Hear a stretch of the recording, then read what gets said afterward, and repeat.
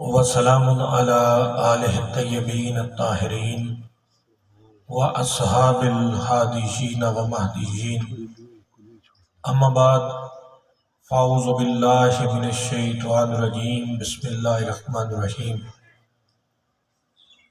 قال اللہ تعالی فی کلامہ المجید والضحی واللیل اذا سجا صدق اللہ العظیم وقال اللہ تعالی فی شان حبیبہ ان اللہ وملائکتہ یصلون علی النبی یا ایہا الذین آمنوا صلوا علیہ وسلموا تسلیما اللہم صلی علی سیدنا مولانا محمد وعلی آل سیدنا مولانا محمد وبارک وسلم علیہ الصلاۃ والسلام علیکہ یا رسول اللہ وعلى آلك وصحابك يا حبيب الله الصلاة والسلام عليك يا رحمة للعالمين وعلى آلك وصحابك يا شفيع المذنبين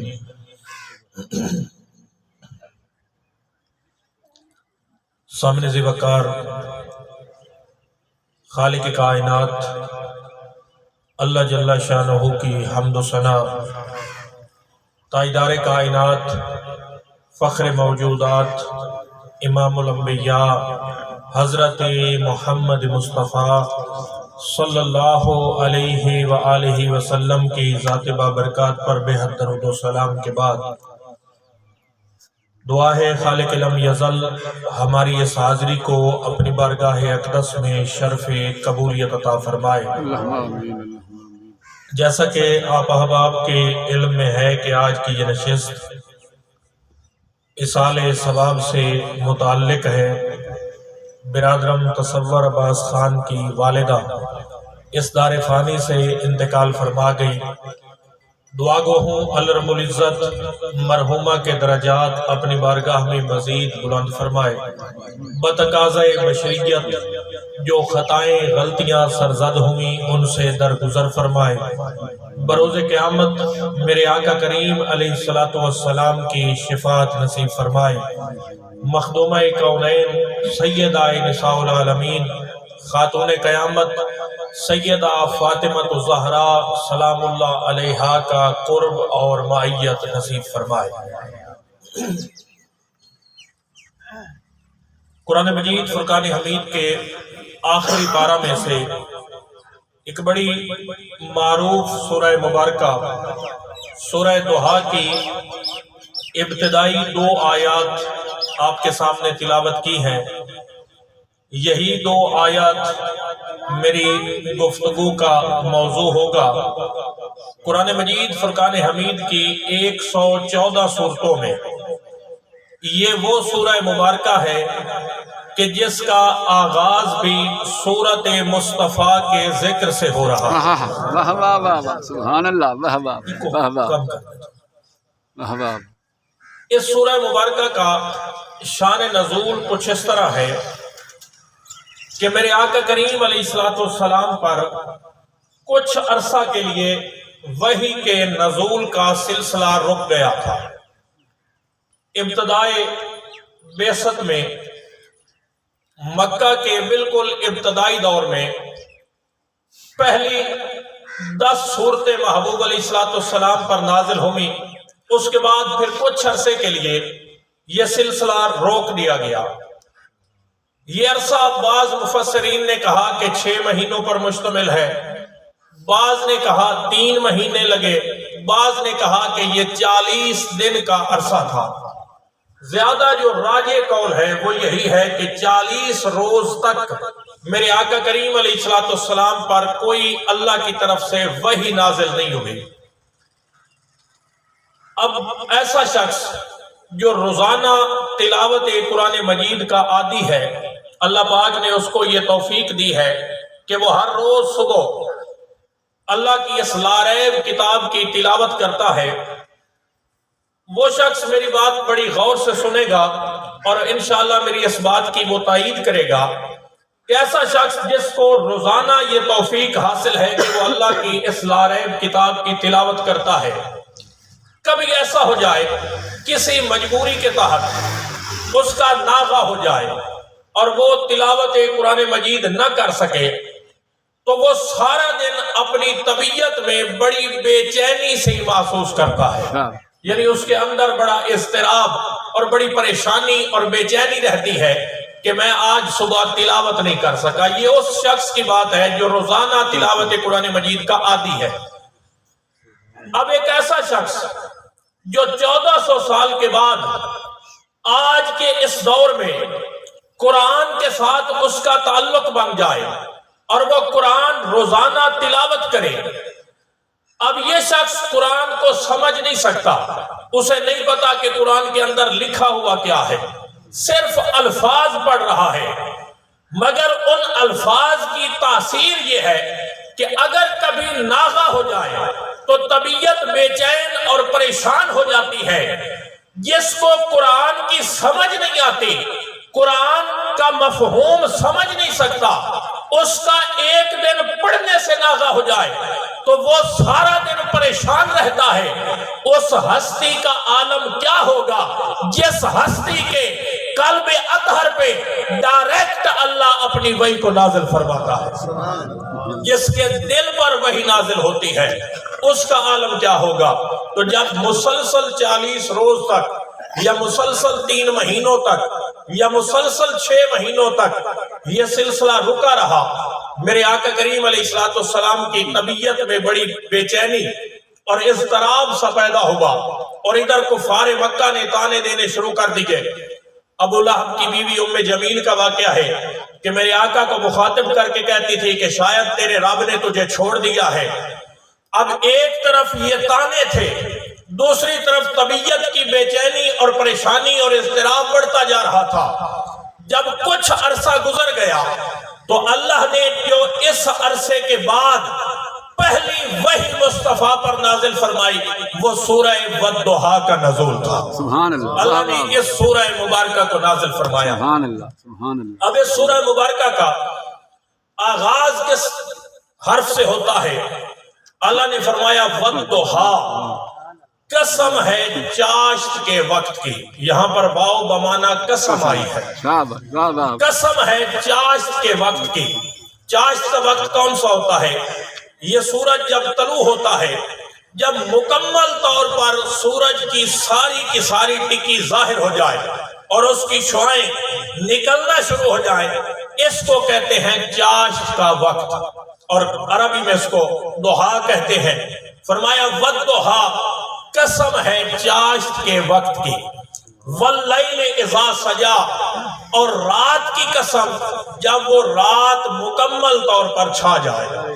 یعنی 2 قسمیں اللہ نے فرمایا، دن کی قسم والضحیٰ، چاشت کی قسم، واللیل، رات کی قسم۔ اگلی آیت میں بیان فرمایا ما ودعک ربک وما قلی، کہ میرا محبوب تجھے یہ کہتے ہیں کہ تیرے رب نے تجھے چھوڑ دیا، ان کو بتا دے ما ودعک ربک وما قلی، نہ تیرے رب نے تجھے چھوڑا ہے نہ تیرے رب نے تجھے بھلایا۔ ما ودعک ربک وما قلی، میرا محبوب ان کو بتا دے کہ میرا رب میرے ساتھ ہے، میرے رب نے مجھے، نہ تیرے رب نے تجھے چھوڑا ہے نہ تیرے رب نے تجھے بھلایا ہے۔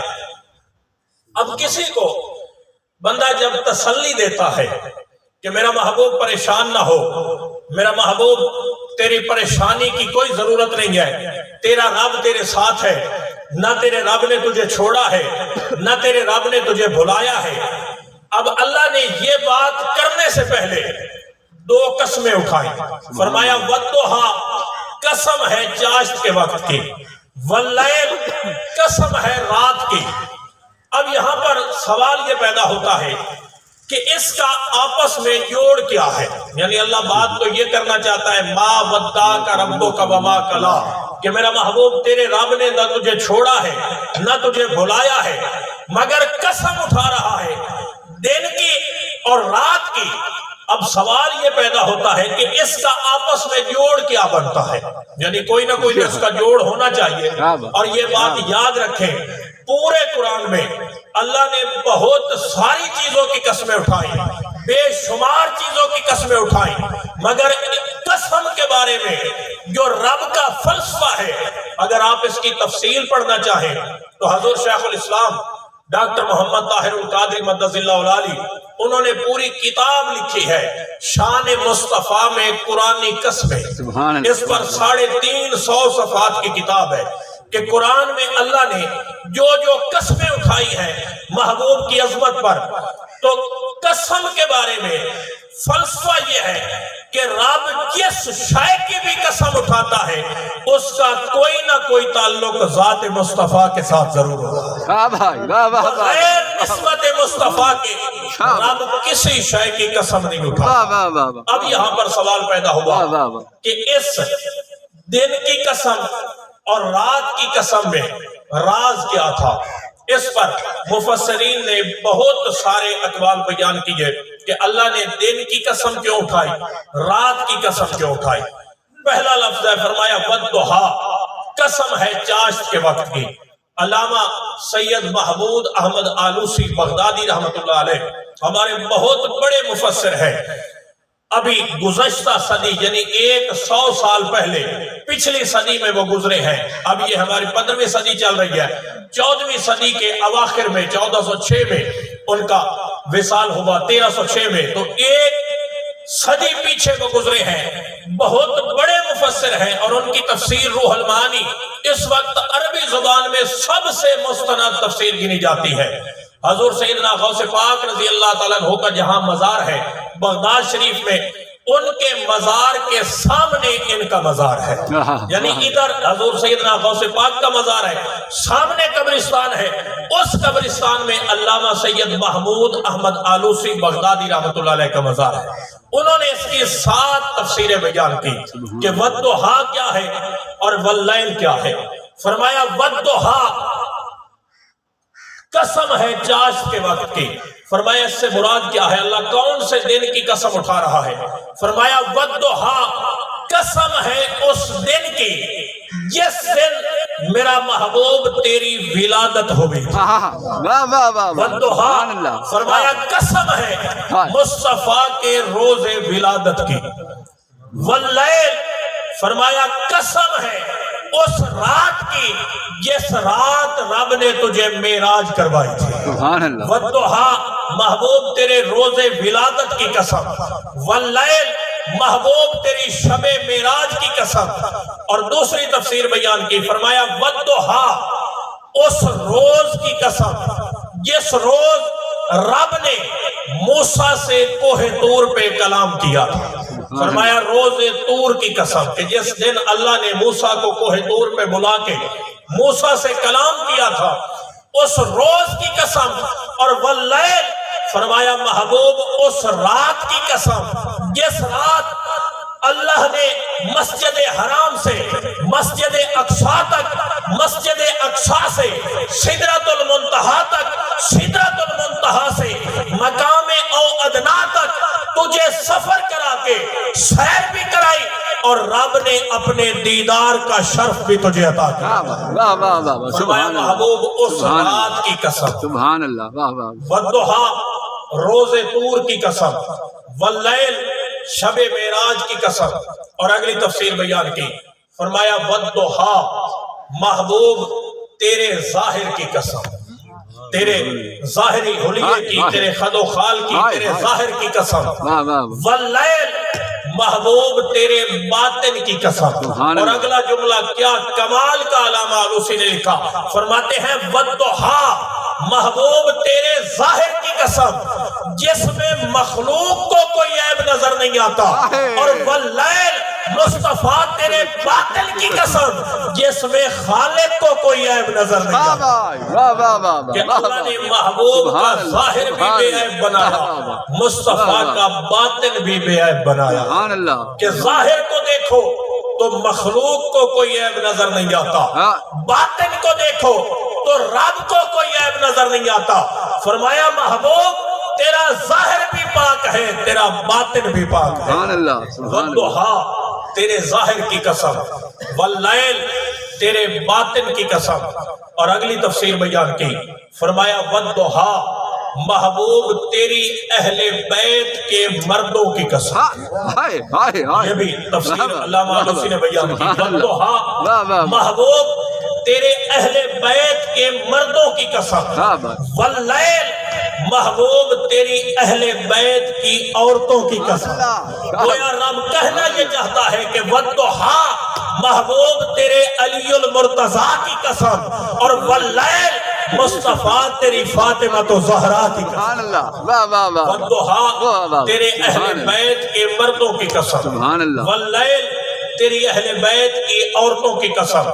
اور پھر فرمایا والضحا محبوب تیرے حسن ظاہر کی قسم، تیرے حسن ظاہر کی قسم.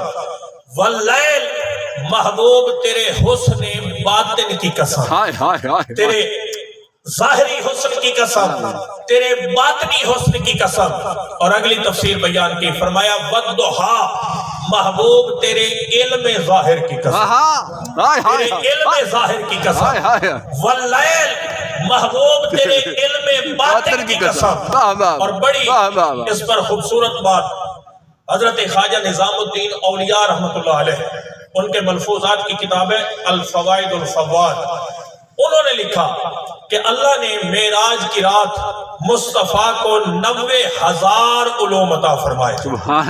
ایک رات میں رب نے محبوب کو 90,000 علوم عطا فرمائے. ان میں 30,000 علوم وہ ہیں جس پر ہر خاص و عام کو مطلع کیا گیا، ہر ایک کو پتا ہے اس کا، ہر کسی کو اس کی خبر ہوئی. 30,000 علوم وہ ہیں جو خواص کے لیے بھی ہیں، عوام کے لیے بھی ہے. اور فرمایا 30,000 علوم وہ تھے جس کی خبر صرف خاص لوگوں کو ہوئی، صرف خواص کو. اس کے بارے میں کسی ہر ایک کو نہیں بتایا گیا. کچھ رازدار ایسے تھے، کچھ خواص ایسے تھے جن کو بتایا گیا، اور قیامت تک کچھ ایسے آتے رہیں گے جن پر وہ علم منکشف ہوتا رہے گا.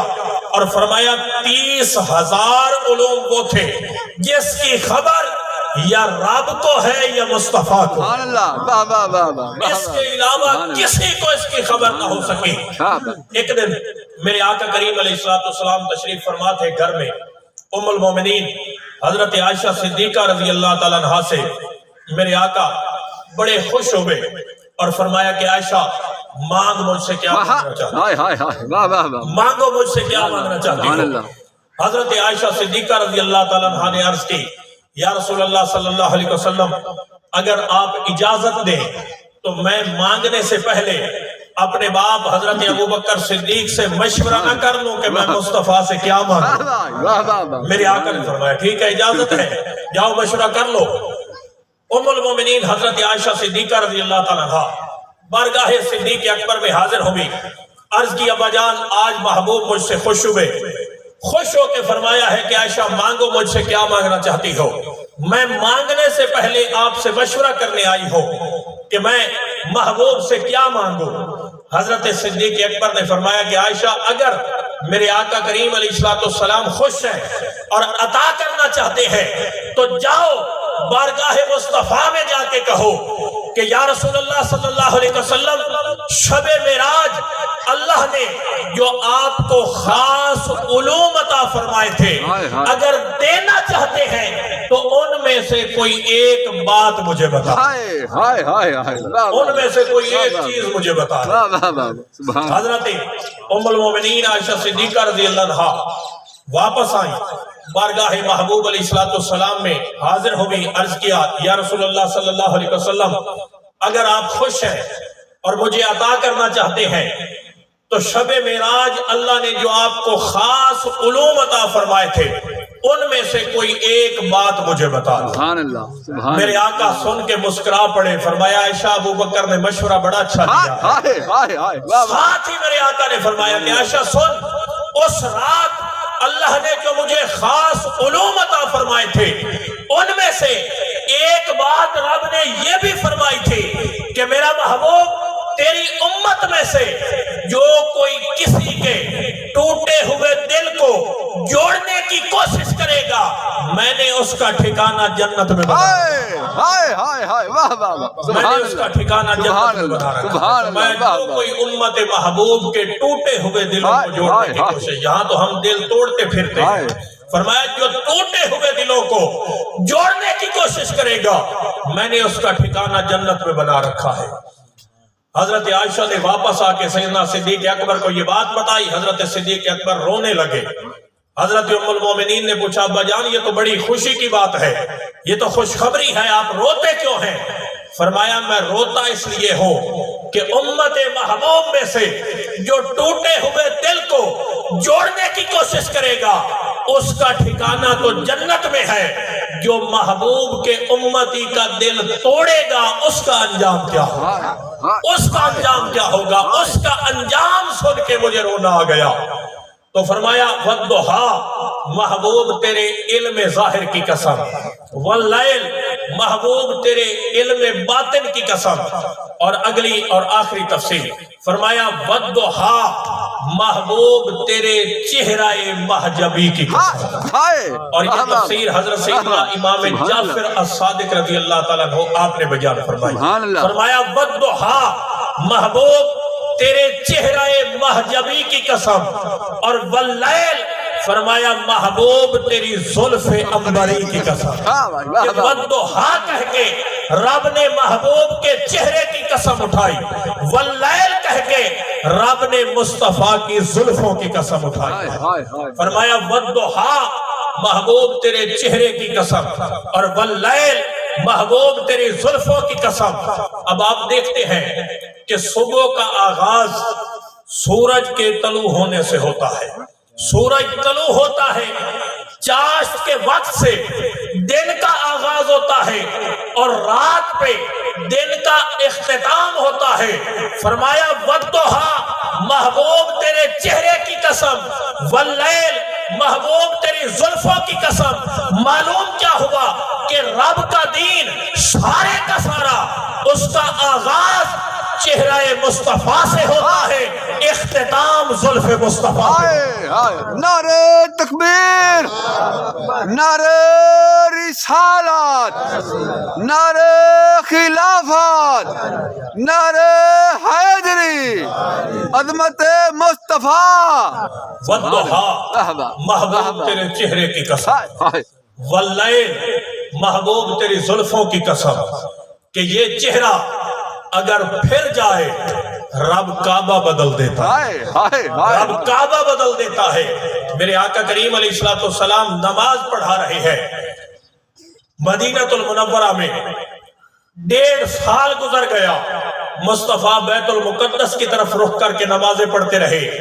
میرے آقا کے دل میں خیال آیا کہ مولا ہمارا کعبہ تو بیت اللہ ہے، میں اولاد اسماعیل میں سے ہوں، اسماعیل علیہ السلام کی اولاد کا جو قبلہ ہے وہ تو بیت اللہ ہے، ہمارا کعبہ تو بیت اللہ ہے۔ دل میں یہ خیال آیا کہ رب کسی طرح کعبہ بدل دے۔ محبوب نے خیال آیا، چہرہ اٹھایا آسمان کی طرف، چہرہ مصطفیٰ کا اٹھا، رب نے جبریل کو پیغام دے کے بھیجا، فرمایا قد نرا تقلب وجہک فی السماء، محبوب یہ تیرا چہرہ بار بار آسمان کی طرف اٹھنا ہم دیکھتے ہیں۔ فَلَنُوَلِّيَنَّكَ قِبْلَةً تَرْضَاهَا، میرا محبوب تو جس پر راضی ہے جدھر تو چہرہ پھیر دے ہم اسی کو کعبہ بنا دیں۔ ترضاها، جس پر تو راضی ہے، جدھر تیرا جی چاہے تو اپنا رخ پھیر دے ہم اسی کو کعبہ بنا دیں گے۔ اب میرے آقا نماز پڑھ رہے تھے، پوچھا مولا یہ نماز مکمل کر لیں، اگلی نماز پہ قبلہ بدل دیں گے؟ فرمایا نہیں، نماز پوری ہوتی ہے بے شک نہ ہو، پہلے میرے یار کی مرضی پوری ہوگی، پہلے میرے یار کی مرضی پوری ہوگی۔ فرمایا محبوب حالت نماز میں چہرہ بدل دے۔ میرے آقا نے حالت نماز میں رخ بدل دیا۔ اب ہوا یہ کہ یہ نماز میرے آقا اکیلے نہیں پڑھ رہے تھے، سبحان اللہ، اکیلے نہیں پڑھ رہے تھے بلکہ جماعت ہو رہی تھی، صحابہ کرام پیچھے کھڑے تھے۔ آپ میں سے جس نے بھی مسجد قبلتین دیکھی ہے میری اس بات کی گواہی دے گا۔ محبوب آگے کھڑے ہیں مصلی امامت پہ، صحابہ پیچھے کھڑے تھے۔ اب حالت نماز میں میرے آقا نے چہرہ پھیر دیا، سبحان اللہ۔ اب محبوب کا رخ اس طرف تھا، اب یوں سمجھے کہ ادھر چہرہ تھا۔ نماز کی حالت میں چہرہ پھیرا، اب صحابہ اور میرے آقا آمنے سامنے ہو گئے۔ میرے آقا نے ادھر سے چہرہ پھیر کے ادھر کر دیا، اب یہاں سے میرے آقا چلے اس طرف سے پھر کے دوسری طرف آ گئے۔ اب محبوب نے جب اپنا چہرہ پھیر دیا، صحابہ اکرام نے دیکھا اور سوچا کہ اب ہم کیا کریں، ہم کیا کریں، ہمارے لیے تو امتحان کی گھڑی آ گئی۔ ادھر نماز میں کھڑے ہیں اور نماز میں شرط ہے استقبال قبلہ، یہ یاد رکھیں کہ نماز کے شرائط میں سے ہے استقبال قبلہ۔ اگر رخ قبلہ کی طرف نہیں ہوگا نماز ادا نہیں ہوتی، اگر چہرہ پھر جائے قبلے سے حالت نماز میں نماز ٹوٹ جاتی ہے۔ اب صحابہ نے سوچا کہ ہم کیا کریں، محبوب تو ادھر سے رخ پھیر کے ادھر چلے گئے، ہم کیا کریں؟ صحابہ نے سوچا ہمارا قبلہ تو نہ بیت المقدس ہے نہ بیت اللہ ہے، ہمارا قبلہ تو چہرہ مصطفیٰ ہے۔ جب یار نے رخ پھیر دیا ہمیں کیا ضرورت ہے اس قبلے کی؟ صحابہ سارے کے سارے رخ پھیر کے جدھر مصطفیٰ نے رخ پھیرا تھا صحابہ نے بھی ادھر ہی رخ پھیرا۔ وہ کسی شاعر نے کہا تھا وہ جس طرف نظر نہیں آتے ہم وہ رستہ ہی چھوڑ دیتے ہیں، کعبہ بنتا ہے اس طرف ہی ریاض، رخ جدھر کو وہ موڑ دیتے ہیں۔ کہ یار کا چہرہ پھرا، صحابہ نے حالت نماز میں چہرہ پھیر دیا، اور اس موقع پر اللہ نے کیا پیغام دیا؟ اللہ نے فرمایا وَمَا جَعَلْنَا الْقِبْلَةَ الَّتِي كُنْتَ عَلَيْهَا، جانتے ہو یہ ہم نے قبلہ کیوں پھیرا؟ إِلَّا لِنَعْلَمَ مَن يَتَّبِعُ الرَّسُولَ مِمَّن يَنْقَلِبُ عَلَىٰ عَقِبَيْهِ، ہم فقط یہ دیکھنا چاہتے تھے، إِلَّا لِنَعْلَمَ، ہم دیکھنا یہ چاہتے تھے مَن يَتَّبِعُ الرَّسُولَ مِمَّن يَنْقَلِبُ عَلَىٰ عَقِبَيْهِ، آج کون ہے جو رسول کے پیچھے جاتا ہے، کون ہے جو قبلہ کے پیچھے جاتا ہے؟ یہ کوئی میرے جوش خطابت نہیں ہے، یہ قرآن کی آیت کا ترجمہ سنا رہا ہوں۔ اللہ فرماتا ہے ہم دیکھنا یہ چاہتے تھے کہ آج کون ہے جو رسول والا ہے، کون ہے جو کعبے والا ہے۔ اس لیے ہم نے حالت نماز میں چہرہ پھیرا، حالت نماز میں قبلہ بدلا کہ آج بند ہو جائے، تقسیم ہو جائے، پتہ چل جائے مصطفیٰ والا کون ہے، کعبے والا کون ہے۔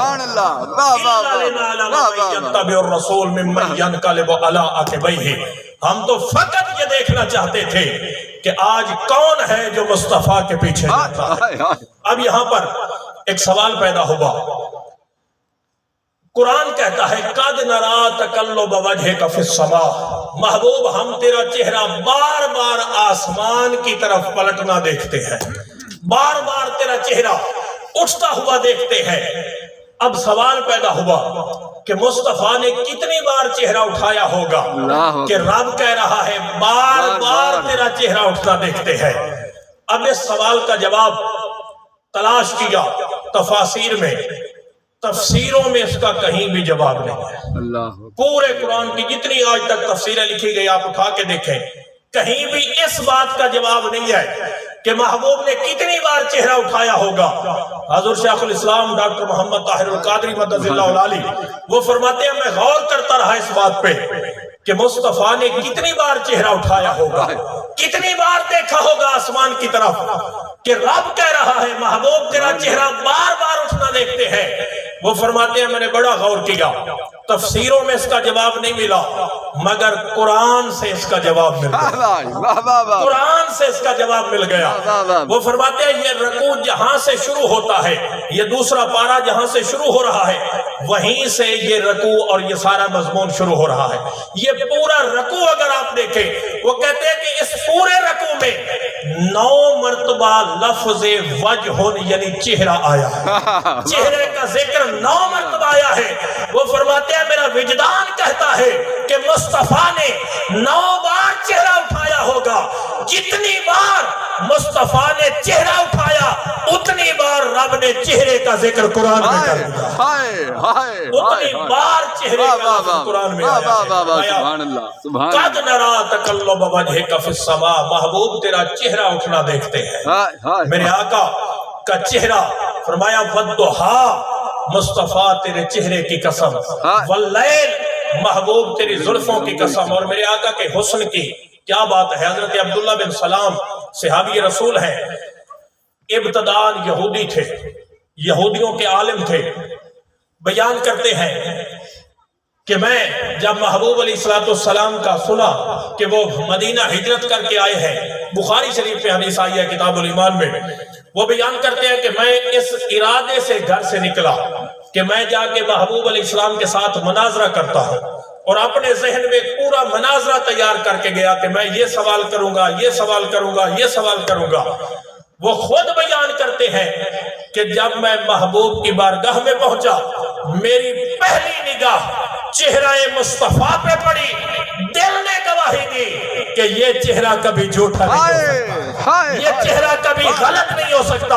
सारे मनाजरे भूल गए, सारी दलीलें भूल गई, बेसाख्ता कहा या रसूलल्लाह मुझे कलमा पढ़ा के अपनी उम्मत में शामिल कर दे। सुभान अल्लाह, सुभान अल्लाह। हजरत अब्दुल्ला बिन रवाह अंसारी रजी अल्लाह अन्हु बयान फरमाते हैं कि अल्लाह अगर मुस्तफा को कोई मौजज़ा भी न देता, इमाम जलालुद्दीन सयूती रहमतुल्लाह अलैह ने फरमाया 3,500 मौजज़ात अल्लाह ने मुस्तफा को अता किए, 3,500, और फरमाया कि ये वो मौजज़ात हैं जो मेरे इल्म में है, इसके अलावा कितने हैं रब जानता है या मुस्तफा जानता है।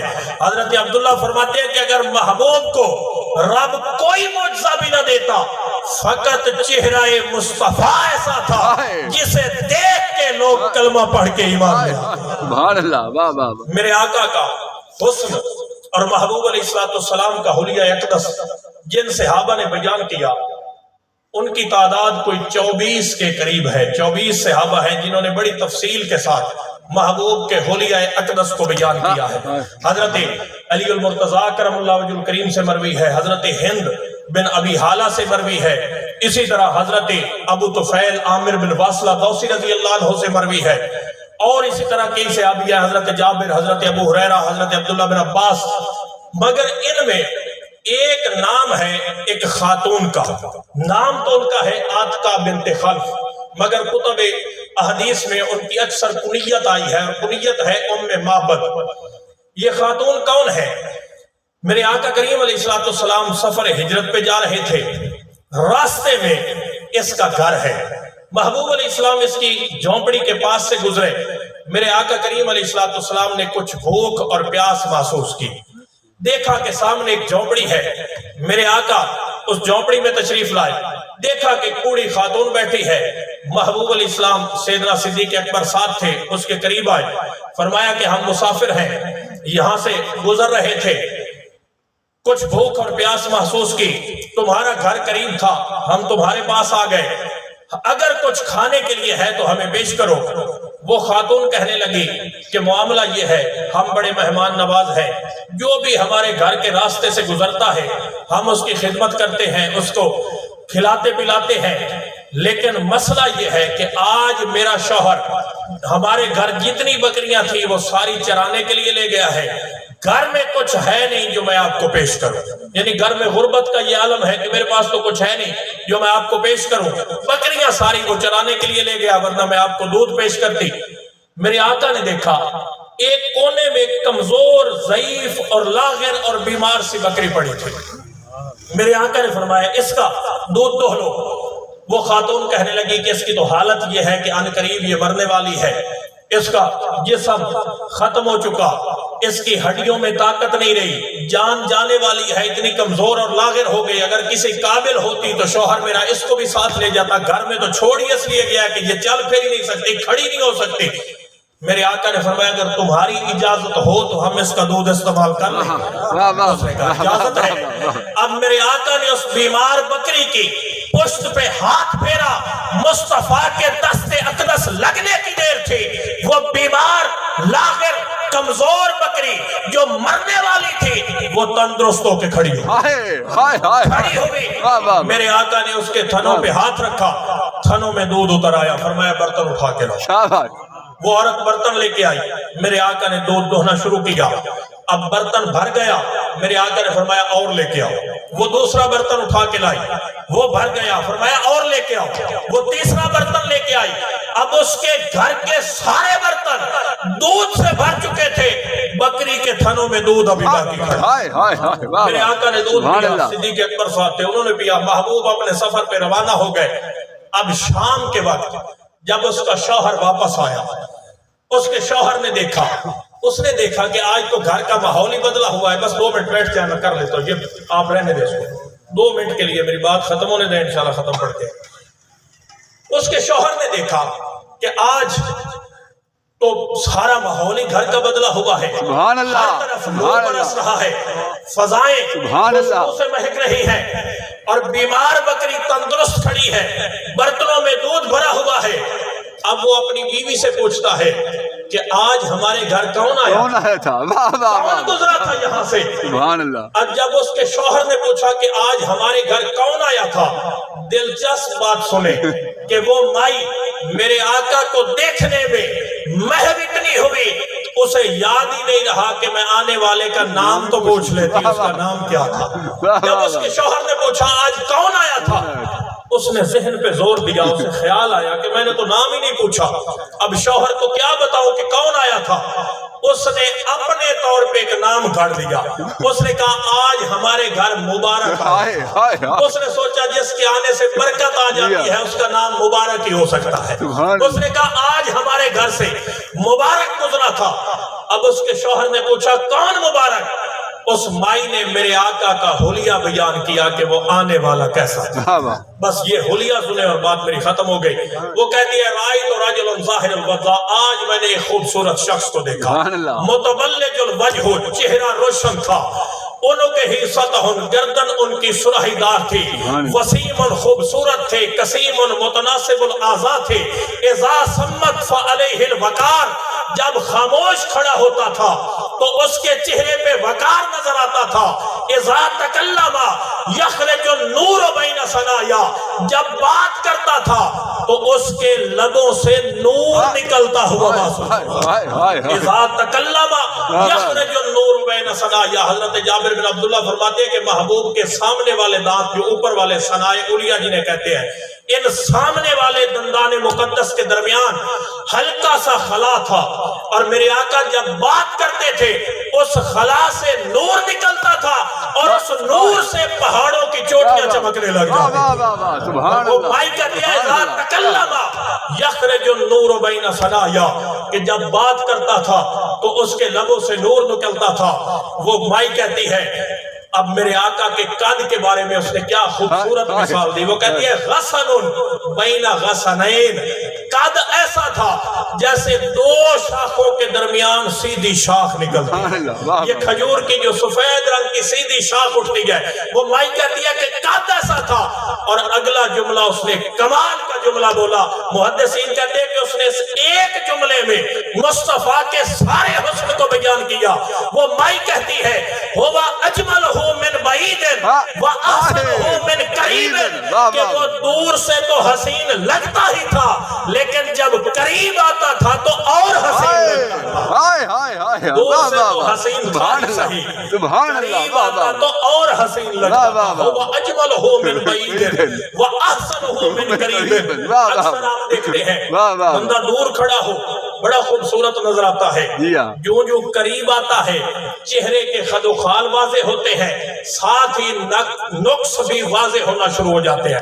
پتہ چلتا ہے رنگت کیسی ہے، آنکھیں کیسی ہے، ناک کیسا ہے، داڑھی کیسی ہے، حلیہ کیسا ہے، یعنی قریب آنے سے بندے کے نقص واضح ہوتے ہیں۔